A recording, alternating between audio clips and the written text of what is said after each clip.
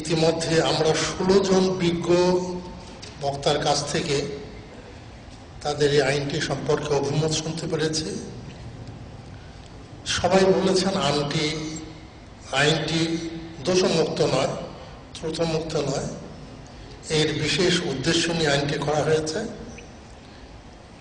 তা মাধ্যমে যে বিচারের ব্যবস্থা করা হয়েছে সেই বিচারটা সন্দেহিতভাবে নিরপেক্ষ হবে এমন বলা চলে না।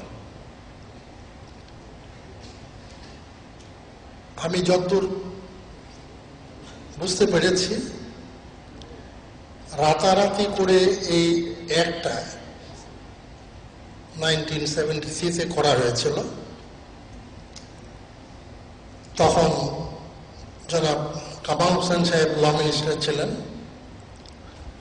বিশেষ করে রোম স্ট্যাটিউটস তার ভার্বিটাম যে শব্দগুলো সেখানে আছে সেই শব্দগুলো এনে গভর্নমেন্ট সিজার পলিসি অর্থাৎ এখান থেকে কেটে আরেক জায়গায় পেস্ট করে লাগিয়ে একটা আইন তৈরি করা হয়েছে। বাংলাদেশের প্রেক্ষাপটটাকে তখন মনে করা হয়নি। বাংলাদেশের প্রেক্ষাপটে যে প্রয়োজন ছিল সেই প্রয়োজনের মাফিক আইনটি তৈরির ব্যবস্থা করা হয়নি। অনেকগুলো ভুল আছে। সেই আইনটাকে আবার যেভাবে অ্যামেন্ড করা হয়েছে বলে আজকে বিজ্ঞ জনদের কাছ থেকে আমরা শুনলাম, বিভিন্ন সেকশন গুলো যেভাবে করা হয়েছে। কারণ বুঝতে হবে, কোনো একটা দেশের যদি সংবিধান থাকে, সংবিধান হলো সর্বোচ্চ আইন। এই সংবিধানকে বাইপাস করার জন্য কিংবা সংবিধানকে এড়িয়ে গিয়ে কোনো আইন করলে পরে এই সংবিধানের প্রতি যারা আইনটা করেন তারা যে শপথটা নেন সেই শপথটা ঠিক থাকে না। জুডিশিয়াল সিস্টেমটা আমাদের এখানে সংবিধান দিয়েছে। হাইকোর্ট ডিভিশনের judicial review of administrative action or the judicial actions, এগুলো হাইকোর্ট ডিভিশনকে একটা অথরিটি দেওয়া হয়েছে। এটা হলো চেকস অ্যান্ড ব্যালেন্স। আমরা একটা টেন্ডেন্সি দেখতে পাচ্ছি, বাংলাদেশ হওয়ার পরে পরে যে আইনগুলো করা হয়েছে কিংবা ইদানিং কিছু আইন করা হচ্ছে, সেখানে কি করে এই অ্যাডমিনিস্ট্রেটিভ রিভিউ বা জুডিশিয়াল রিভিউটাকে এড়িয়ে চলা যায় তার জন্য আইনে একটা প্রভিশন লাগিয়ে দেন। এখানেও লাগানো হয়েছে যে চ্যালেঞ্জ করতে পারবে না। কতগুলো প্রশ্ন এর মধ্যে তো এসছে, যে ধরুন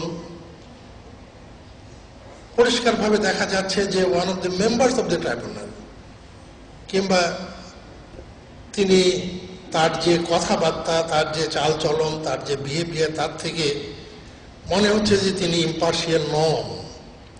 তখন এই যাওয়ার জায়গাটা কোথায় থাকবে? এই প্রশ্নটি তুলবার জায়গা লাগবে। কারণ সবচেয়ে বড় হলো শুধু বিচার করলে চলবে না, বিচারটা ঠিক এমনিভাবে করতে হবে যে সবার মনে দাগ কাটে যে একটা সুষ্ঠু বিচার হয়েছে। Justice should not only be done, it should appears to have been done. কাজে কার্ডিনাল প্রিন্সিপালগুলো মনে রেখে আইনগুলো করা দরকার, কিন্তু সেটা হয়নি। এক নম্বর হয়েছে রাতারাতি আইন করলে তার অবস্থা যা হয়। কারণ যেখানে আপনি ইন্টারন্যাশনাল ক্রাইম ব্রেকেটেড ট্রাইব্যুনাল, তারপরে অ্যাক্ট 1973, এই টাইটেলটা দিয়ে যখন আইনটা করলেন, তখন আপনি ইন্টারন্যাশনাল ক্রাইমটা ডিফাইন করাটা জরুরি হয়ে পড়ে। What is international crime? So far the situation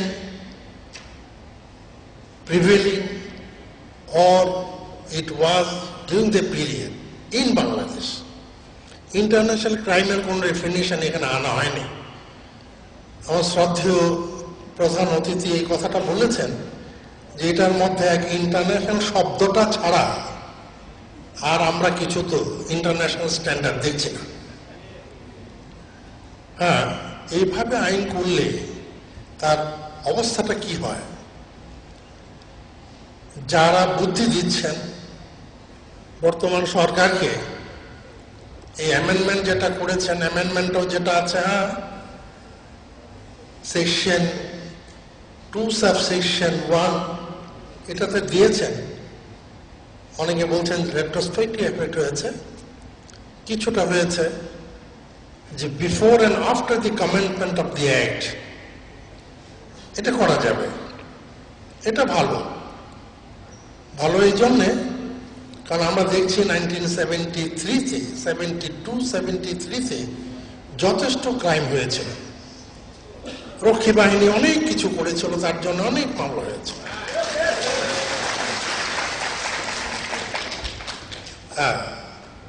before and after the commencement of the act দেওয়াতে হয়তো সেগুলোকে এর মধ্যে আনা যাবে, কিন্তু একটা জিনিস মনে রাখতে হবে,